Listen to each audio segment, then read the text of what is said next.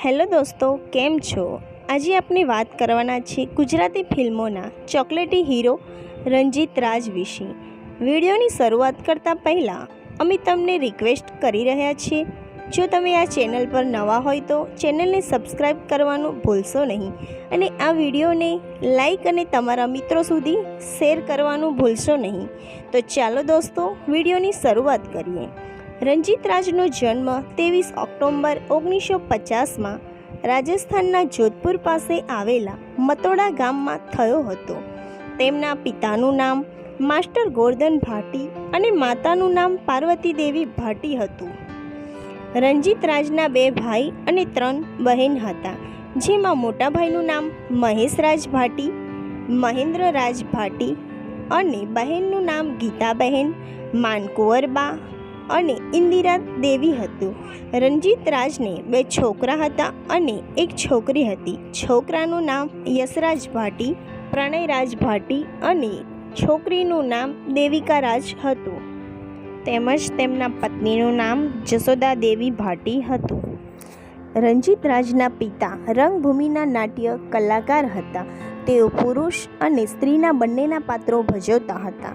રંજીત રાજ 5 વર્ષના હતા ત્યારે છપ્પનિયા દુકાનના કારણે રંજીત રાજના દાદા રંજીત રાજ તેમજ 2 ભાઈઓ અને તેમની 3 બહેનો સાથે તેમનું ગામ મતોડા છોડી મુંબઈ આવી ગયા.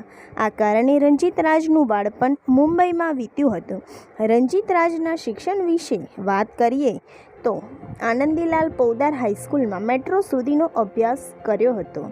રંજીત રાજના પિતાની ઈચ્છા એવી હતી કે રંજીત રાજ એડવોકેટ બને, પણ એ શક્ય બન્યું નહીં, કારણ કે રંજીત રાજને બિઝનેસ કરવો હતો, માટે તેઓ ટાઇલ્સની ફેક્ટરીમાં નોકરી કરવા લાગ્યા. તેવા સમયે રંજીત રાજના પિતાનું અવસાન થયું.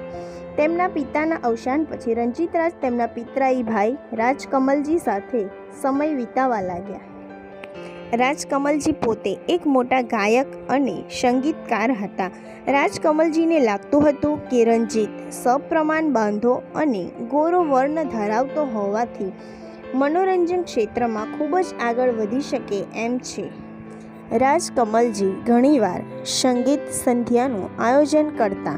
વળી રંજીત રાજના કાકા આનંદકુમાર શ્રી ખૂબ મોટા પ્લેબેક સિંગર હતા અને એકવાર આ સંગીત સંધ્યાનો ડિરેક્ટર ગણપતરાવ બ્રહ્મભટ્ટને એટલા માટે બોલાવવામાં આવ્યા હતા કે તેઓ એક નવી ફિલ્મ શરૂ કરી રહ્યા હતા, એટલે રંજીત રાજ સાથે તેમની ઓળખાણ કરી શકાય.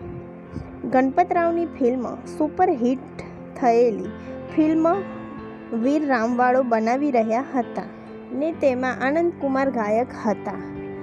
તેમણે જ આ ફિલ્મમાં પોતાના ભત્રીજા રંજીત માટે ગણપતરામને ભલામણ કરી હતી.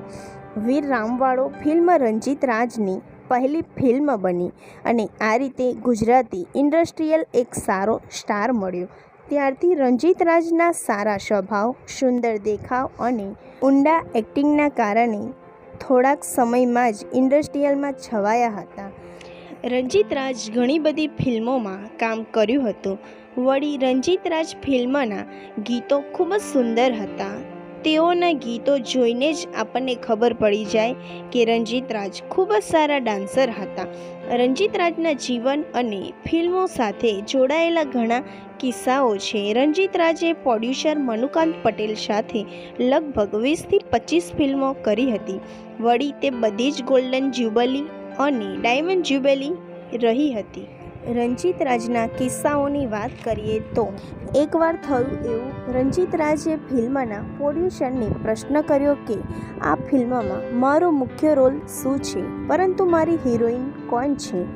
ત્યારે મનુકાંતભાઈએ કહ્યું, આ ફિલ્મમાં કોઈ હીરો કે હિરોઈન નથી, તમારો એક ભાઈ તરીકેનો રોલ છે ને તમે ભાઈ બહેન જ આ વાર્તાનું હૃદય છો ને આ ફિલ્મ હતી સુપર ડુપર હિટ, સોનબાઈની ચુનરી. આ ફિલ્મ એટલી બધી હિટ થઈ હતી કે તે વખતે હિન્દી ફિલ્મ શોલેના ફિલ્મ નિર્માતાઓએ ગુજરાતમાં શોલે ફિલ્મ રિલીઝ કરવા માટે તારીખ બદલવી પડી હતી. હવે રંજીત રાજના બીજા કિસ્સાની વાત કરીએ. એકવાર હિન્દી ફિલ્મના ડિરેક્ટર મનમોહન દેસાઈ હિન્દી ફિલ્મ અનમોલ બનાવી રહ્યા હતા, જેમાં મુખ્ય ભૂમિકા ઋષિ કપૂર અભિનેતા હતા. ત્યારે મનમોહન દેસાઈએ રંજીત રાજને વિલનનો રોલ ઓફર કર્યો.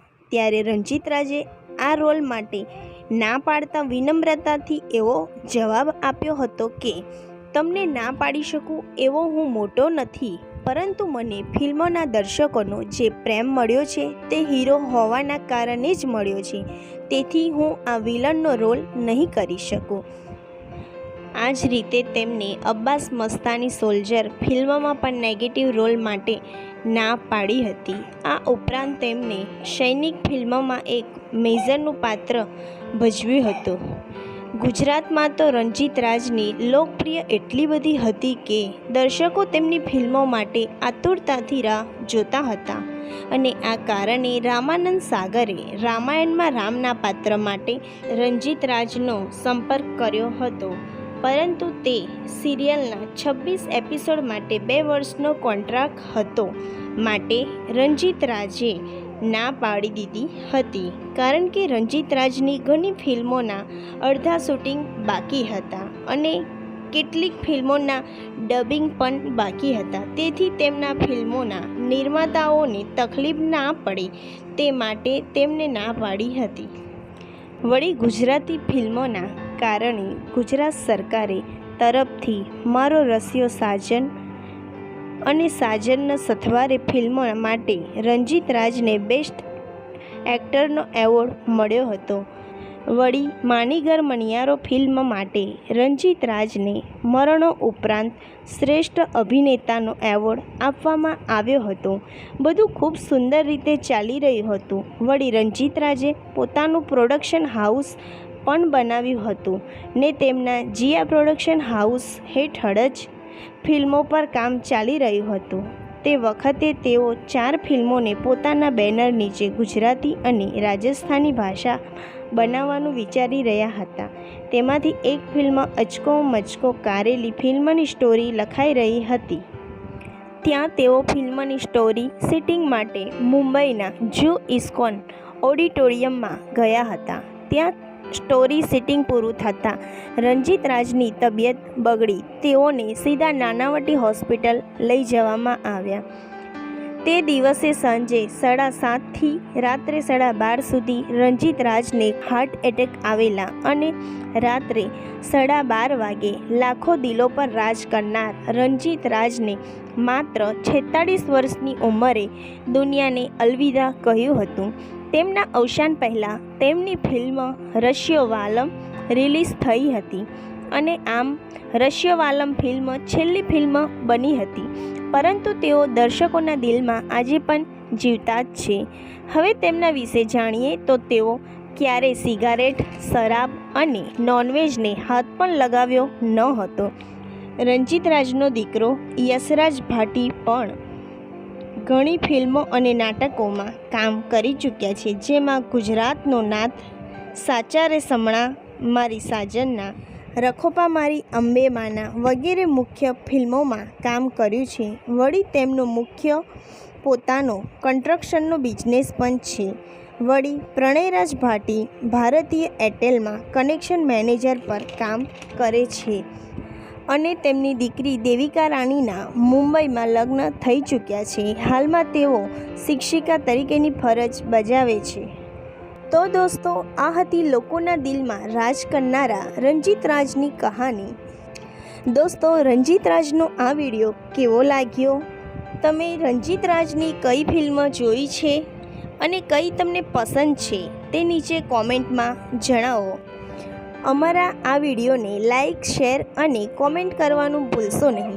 સાથે સાથે ચેનલ પર નવા હોય તો ચેનલને સબસ્ક્રાઈબ કરી દેજો અને હા, બેલ આઇકોનનું બટન પણ દબાવી દેજો, જેથી આવનારા સમયમાં વિડીયોનું નોટિફિકેશન જલ્દી મળી રહે. વિડીયો જોવા માટે ધન્યવાદ. મળીએ છીએ એક નવા વિડીયોમાં.